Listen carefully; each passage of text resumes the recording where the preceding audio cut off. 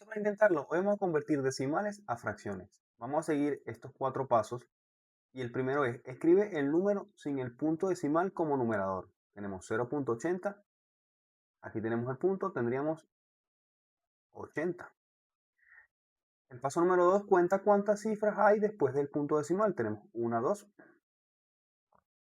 El paso 3 coloca en el denominador como un 1 seguido de tantos ceros.